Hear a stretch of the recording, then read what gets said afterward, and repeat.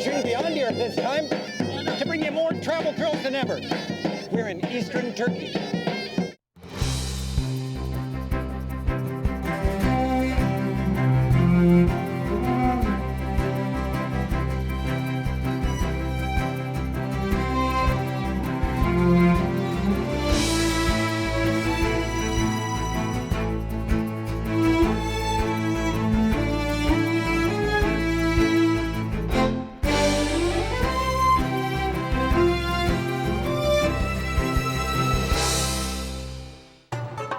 Sweeping across eastern Turkey, we'll learn a Kurdish folk dance, see a Silk Road palace, watch a little oil wrestling, visit the 4,000-year-old hometown of Abraham, ponder a megalomaniac king's attempt to join the gods, and hang out with nomadic Kurds. Turkey bridges Europe and Asia, both geographically and culturally. Beginning in the Far East near Erzurum, we cruise to where Noah docked on Mount Ararat, travel to Lake Van, Diyarbakir, Haran, and finish atop Mount Nemrut. Most tourists hit the west of Turkey, but Turkey's a vast land. It's bigger than Texas with a population of 60 million. It's a cultural baklava, richly layered with history and people. Well, for most tourists, the east of Turkey is just a vast empty spot on their map. A visit here paints a vivid, if complicated, human face on this part of your globe. Most people in this part of Turkey live in simple rural villages. Families go about daily life as they have for generations. Hey, Rick! This is really great, Rick. You have to see this.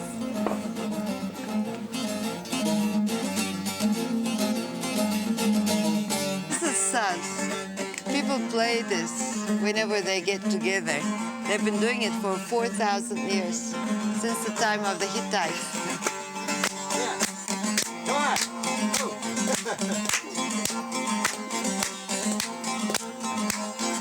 As before, I'm teaming up with my friend and fellow tour guide, Melika Seval. Melly leads tours for me through Turkey, but we've kept some time open to make this program.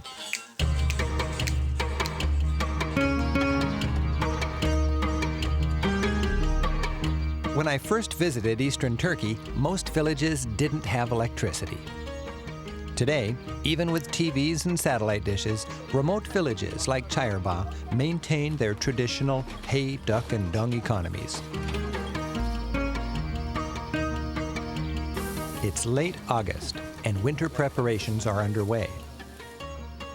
Stacks of hay, cone-shaped so the snow falls off, are reminders of the harsh, bitter winters. The hay provides both food for the animals and insulation.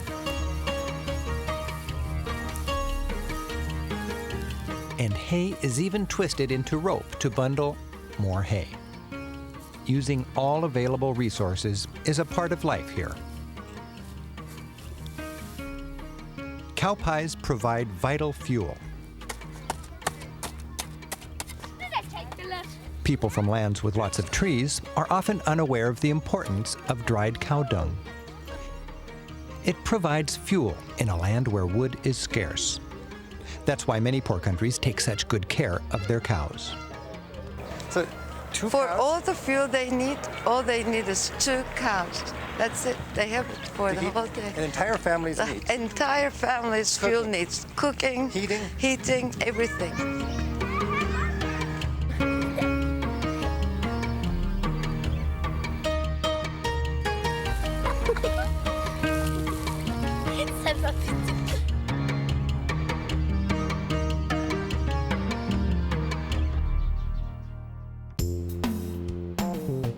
Erzurum has long been a leading city in eastern Turkey.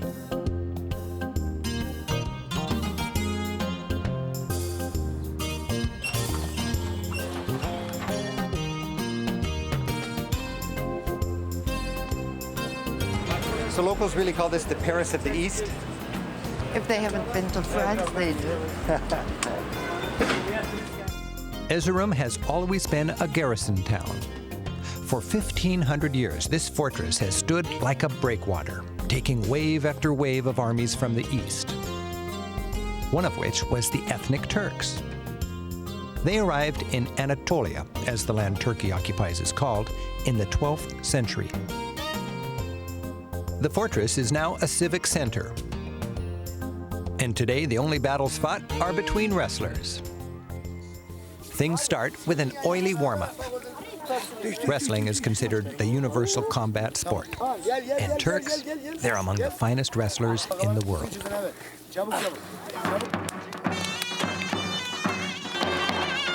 This kind of wrestling came with the Turks from Central Asia 800 years ago.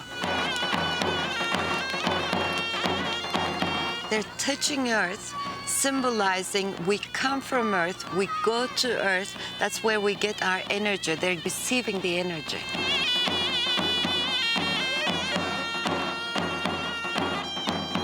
So everybody's in here right now.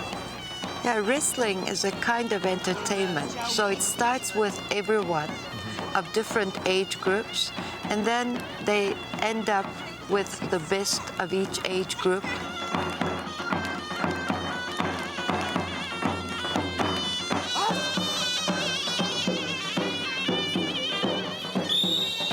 So this is called oiled wrestling. Not just oiled wrestling, it's called oiled grass wrestling, grass being reminiscent of Central Asian plains.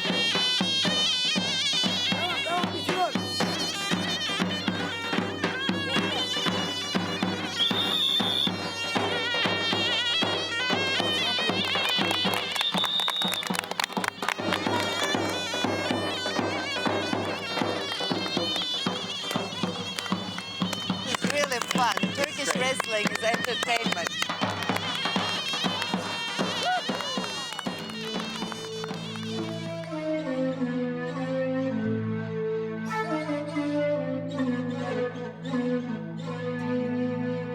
Just as Turkish wrestling came from Central Asia, so did other aspects of Turkic culture.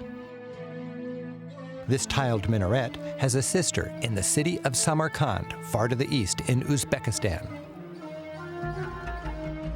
Today, instead of being influenced by the East, Turkey's cultural influence is outward. Turkic nations from the former USSR, Uzbekistan, Kazakhstan, Turkmenistan, and so on, stretch all the way to the Great Wall of China. Now, with the fall of the Soviet Union, these people, over 100 million, look to Turkey for cultural leadership. And with a Voice of America type agenda, Turkey broadcasts cultural news to this vast region. A common denominator for these people is Islam. 800 years ago, a generation after they arrived, the Turks built the Ulu Cami Mosque.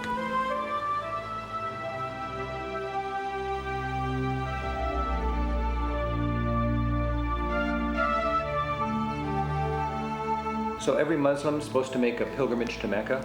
You know, Rick, I think part of the reason for this is to get people out and see the world with many others around them. Our Prophet Muhammad said, "Don't tell me how well educated you are or how old you are. Tell me how much you have traveled, then I'll tell you how much you know."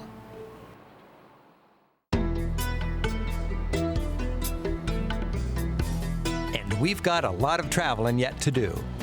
Eastern Turkey is a vast high plateau. Erzurum is at about 6,000 feet, and towering even higher, dominating this corner of Turkey, is Mount Ararat. Many people, Christians, Jews, and Muslims, know Mount Ararat from the flood story. It's in the Bible, the Torah, and the Quran. Each says that God sent 40 days of rain to rid the world of corruption. And Noah, with his animal-filled ark, ready to start things over, landed here. Ararat stands where Armenia, Iran, and Turkey come together. It's almost as if they pushed it up. At about 17,000 feet, it's by far the highest mountain in the region.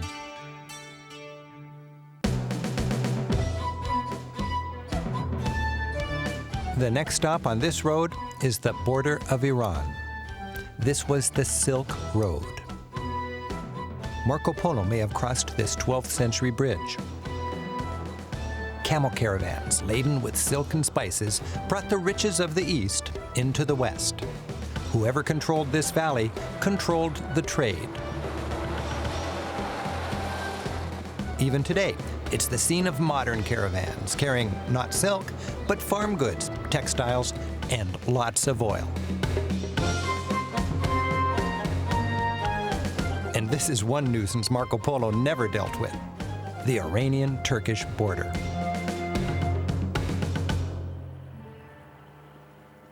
With control of trade came wealth. The Ishak Pasha Palace, built in the 17th century by an Ottoman general, overlooks this strategic thoroughfare of civilizations.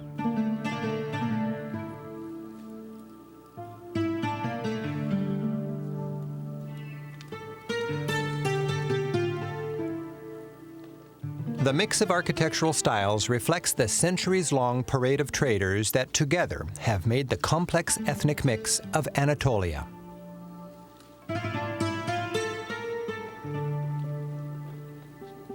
Seljuk, Ottoman, Persian, and Armenian. All are cultures that have left their mark throughout this vast region at various times. To see the remains of one of these cultures, we're driving to Lake Van. Lake Van is vast, almost a sea. The water has a high sodium carbonate content. You can do your laundry here without soap, or clean a little raw wool.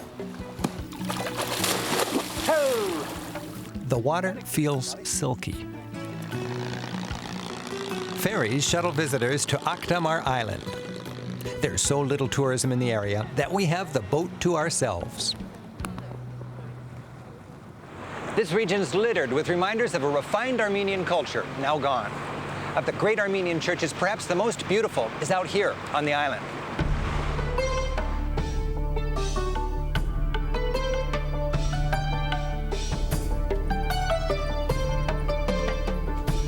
The Church of the Holy Cross dates from 921 AD. After an Arab invasion, an Armenian prince took refuge on the island. While the church he built is quite ruined, some of its art, as well as its acoustics, survive.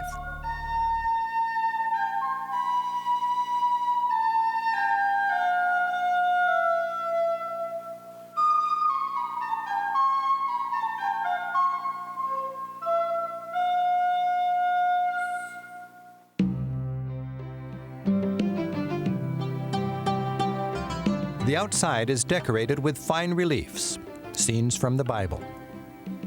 Here's Jonah being swallowed by the whale.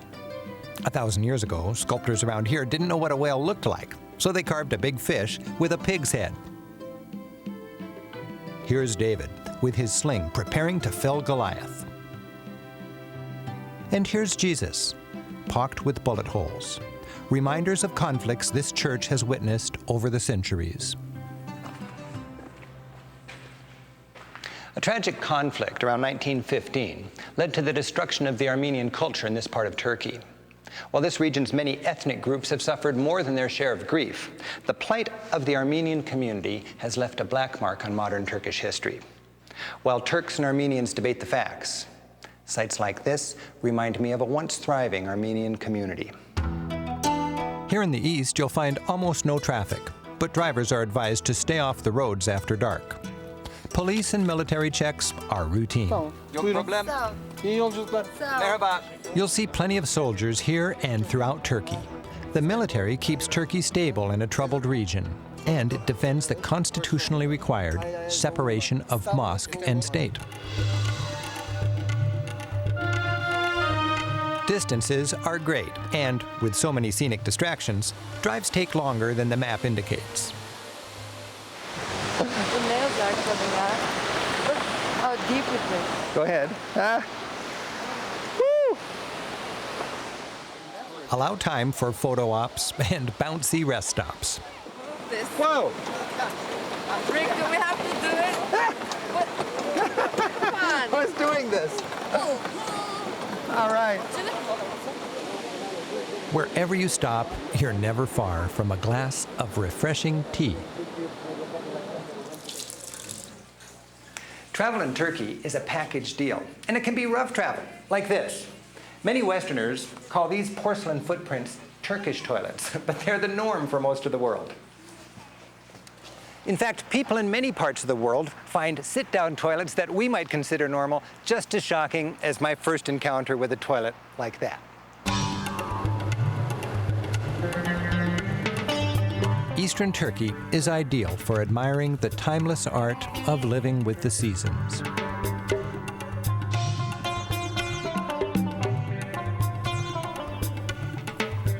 The nomadic lifestyle is an ancient one around here. Families and their animals used to roam freely, but modern times threaten the nomadic ways. Melly's taking us to meet some Kurdish shepherds, content to live the ways of their forefathers. It's cool under the goat hair tent.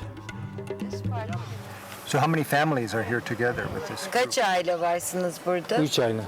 Three. Ne kadar sıklıkta çadırı kaldırıp başka bir yere götürüyorsunuz? Ne kadar zamandır buradasınız mesela? Ya yukarı şimdi sahibine para vermiş. Yaz zaman buranın sahibine. They have rented this place, so they've been here for 1 year. That's not the traditional nomad life. They used to be able to just take off and go and land wherever they wanted. Türk biz memnun değil. The conversation is filled with passionate opinions that inevitably center on complex Turkish politics. O tercüman doğru söylüyor söylemiyor.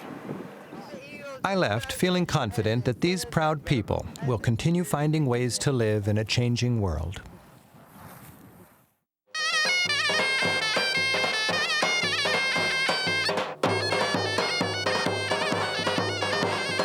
Kurdish culture remains a vibrant part of Turkey's ethnic terrain. Melly, a tour guide who can move mountains for a Kodak moment, has arranged for a group of Kurdish dancers to join us for a musical picnic.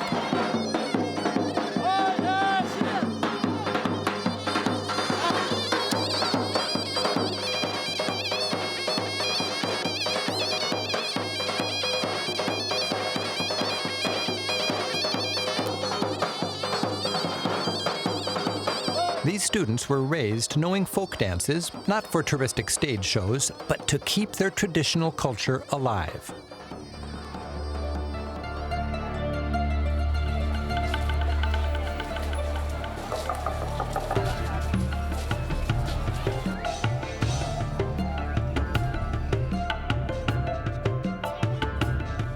There are 10 million Kurdish people in Turkey, but only in the southeast are they a majority. While many want their own country, most, while wanting to deal with their problems, are content to be Kurdish Turks. Beş uç. Beş uç. Turkish has two meanings, political and ethnic. Just as you'll find Polish and Norwegian Americans, you can find Armenian and Kurdish Turks. Modern Turkey was born in 1923, and according to the Constitution, anyone who lives here is welcome to consider themselves politically Turkish. Say, okay. This 1,200-year-old bridge crosses the famed Tigris River.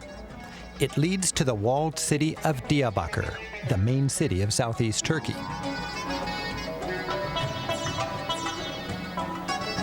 Growing up at a crossroads, Diyarbakir has hosted Assyrians, Persians, Alexander the Great, Romans, Arabs, and Turks. Today, most of its population is Kurdish. Diyarbakir is swollen with nomads and villagers who, feeling unsafe in the disputed hills, have moved in to wait out the troubles. Highly skilled in the country, they're struggling in the city. While there's virtually no tourism, there's plenty of entrepreneurial activity. Hi, I'll take one. There you go. Teşekkür.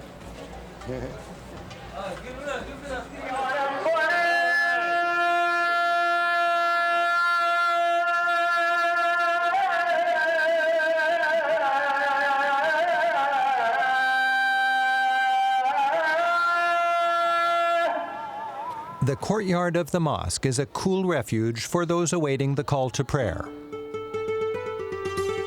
or the stray tourist needing a break from the intensity of the city. In most eastern cities, I opt for the top-end hotel.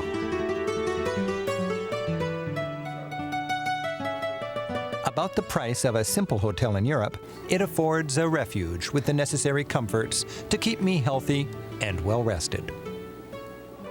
Throughout Turkey, from the humble B&Bs to the fanciest business hotels, breakfasts are predictable. You've got olives, white cheese, tomatoes, cucumber, hard-boiled eggs, watermelon, fresh bread, and my favorite, yogurt with honey.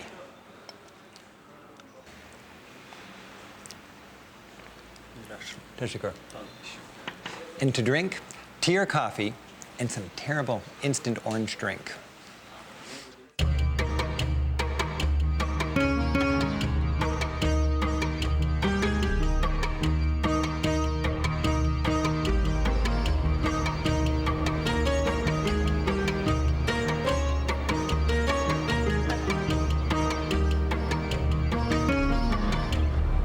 We're heading south toward the Syrian border. Ethnic struggles and refugees are nothing new to this land. In fact, 4,000 years ago, Abraham and his followers walked these plains searching for a homeland.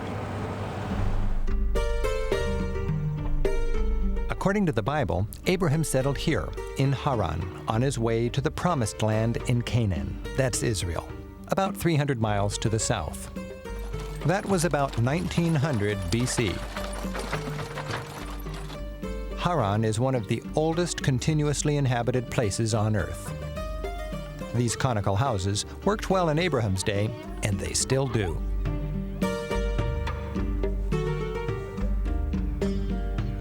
The conical shape keeps the inside cool and the baby happy, even though it's well over 100 degrees outside.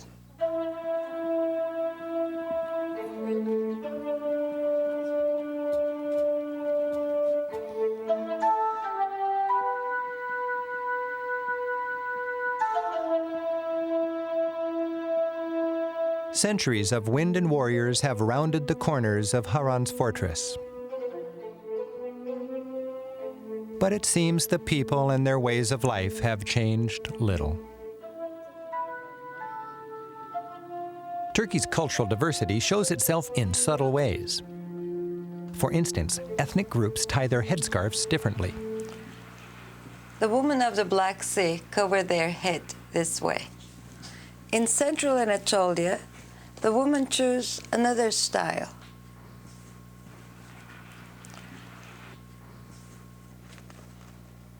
And my friend Naila, an Arab Turk, covers her hair this way. Haran's women wear scarves both for modesty and for protection from the dry heat and blowing sand. This arid region has been short of water since Abraham's time. But today, irrigation canals are bringing smiles and new life to the area. With the help of the largest irrigation project of Turkish history, the area anticipates a boom time. Formerly parched land is becoming lush. As incomes are expected to skyrocket, local men will no longer dream of going abroad for a good paycheck. This is the Ataturk Dam. It's the biggest of 22 dams in the Southeast Anatolian project. This is big news for Turkey. It'll generate 1/5 the country's electrical needs, it'll provide water to irrigate 1/5 of its arable land, and it'll help employ 10 million people.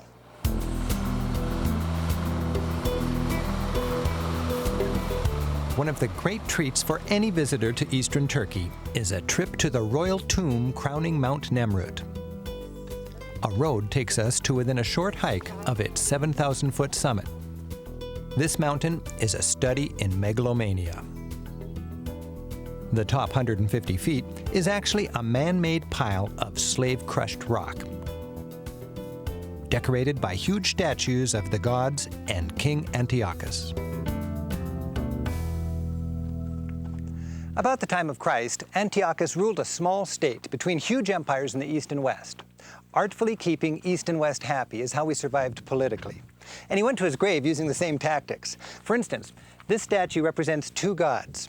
The Greek god Zeus, here we see Greek facial features and beard, and the Persian god Ahura Mazda with Eastern headgear.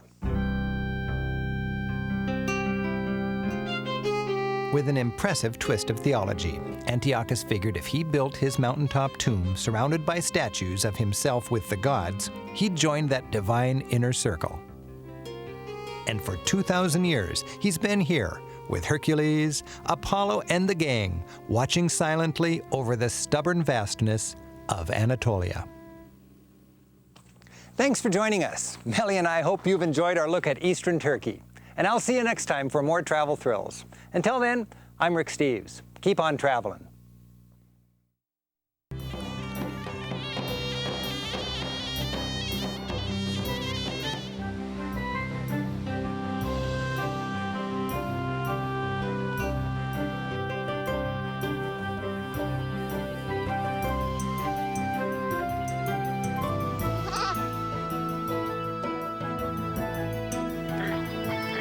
Ow.